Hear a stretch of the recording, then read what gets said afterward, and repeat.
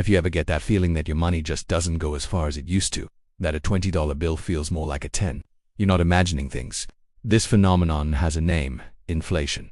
And today, we're going to break down exactly what it is, why it happens, and what it means for you and your wallet. So, what is inflation, really? At its simplest, inflation is the rate at which the general level of prices for goods and services is rising.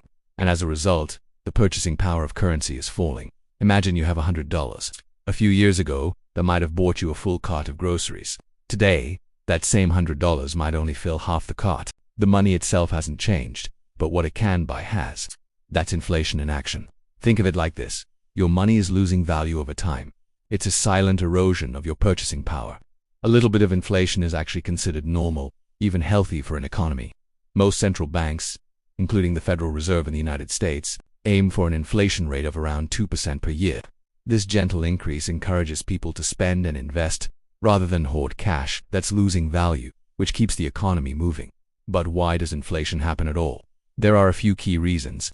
The first is what economists call demand pull inflation. This happens when demand for goods and services outstrips the economy's ability to produce them. Picture everyone suddenly wanting to buy the latest smartphone. If the company can't make them fast enough, they can raise the price because they know people are willing to pay more. It's a classic case of too much money chasing too few goods.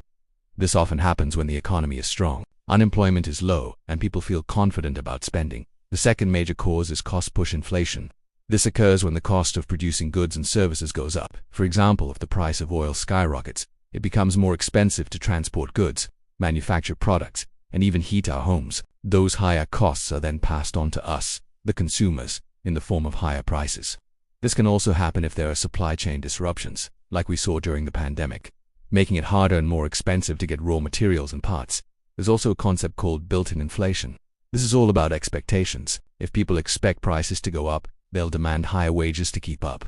In response, businesses might raise their prices to cover those higher labor costs, creating a cycle. It's a self-fulfilling prophecy where the expectation of inflation actually helps create it. So, who gets hurt by inflation? Well, pretty much everyone feels the pinch at the checkout counter.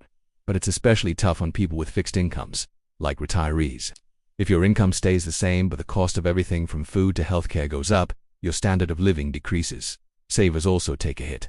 If the money you have in a savings account is earning 1% interest, but inflation is at 3%, your money is actually losing purchasing power every single day.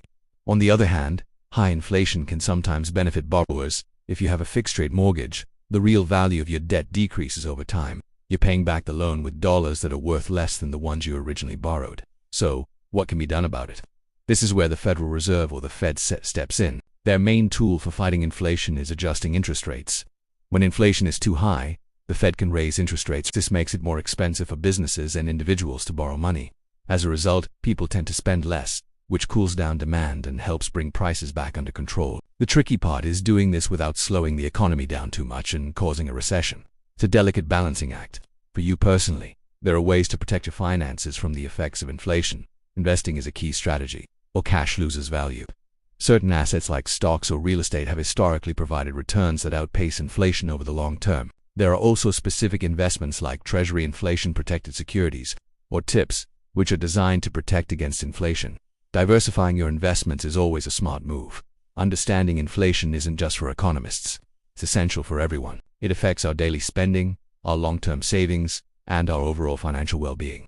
By knowing what it is and how it works, you can make more informed decisions to navigate its effects and protect your hard-earned money.